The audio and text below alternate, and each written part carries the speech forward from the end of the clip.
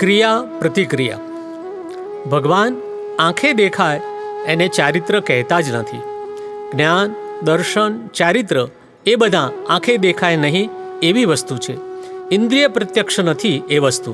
એટલે ચારિત્ર તો જુદું જ હોય.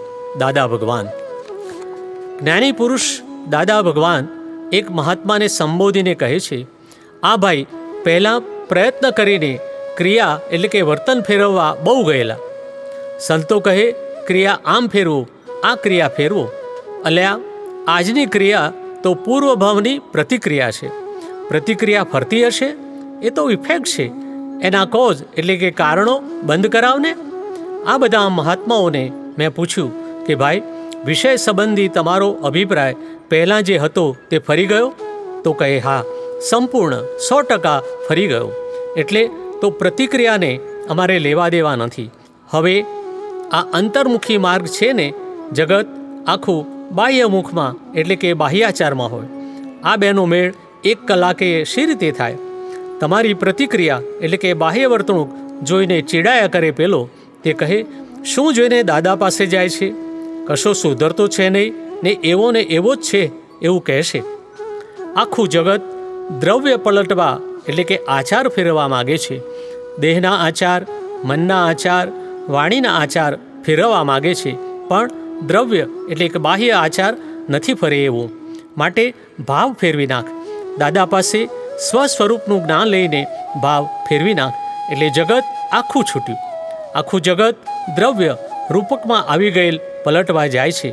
જે સત્તા પોતાના તાબામાં નથી તેને પલટવા જાય છે, અને જે પોતાની સત્તામાં છે તે ફેરવતા નથી. અમે જે જ્ઞાન આપીએ છીએ તે પછી ભાવ બધા ફરી જાય. આચાર, વિચાર ને ઉચ્ચાર એ દ્રવ્ય કહેવાય.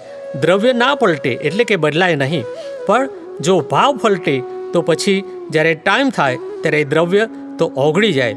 આપણે 100 મણ બરફનો ઢગલો ઘેર લાવી મૂકીએ તો એ ટાઈમ થાય એટલે ખલાસ થઈ જવાનો ને. તમે એ બાજુ જુઓ કે ના જુઓ તો એ ખલાસ થઈ જવાનો ને. અને સાચવ કરવા જાઓ તો એ સચવાય નહીં ને મહેનત બધી નકામી જાય. માટે ફરી જા. આમ ઉલટી પૂંઠ દઈ દે. જ્ઞાન મળ્યા પછી પૂંઠ દેવાય, નહીં તો ના દેવાય. એટલે શાસ્ત્રોને શીખવાની જરૂર નથી, દાદાને શીખવાની જરૂર છે. દાદાને જોયા જ કરવાના છે. જોવાથી એક જ અવતારમાં બધું દ્રવ્ય પરિવર્તન થઈ જાય. દાદાને ખાલી જોવાથી ભાવ જ એવા થાય કે અદ્ભુત. આવી વાણી, આવું વર્તન, આવું મન, તે એ જોવાથી આપણા ભાવ પણ એવા થાય. અને આ બધું બાહ્ય આચાર તો ઓગળી જવાના.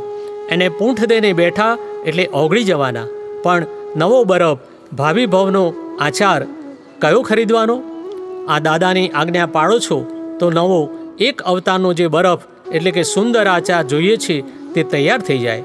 આ પાછલું તો 1-2 અવતારમાં છૂટી જવાનું, પણ નવો બરફ તો ચોખ્ખો ભેગો થવાનો.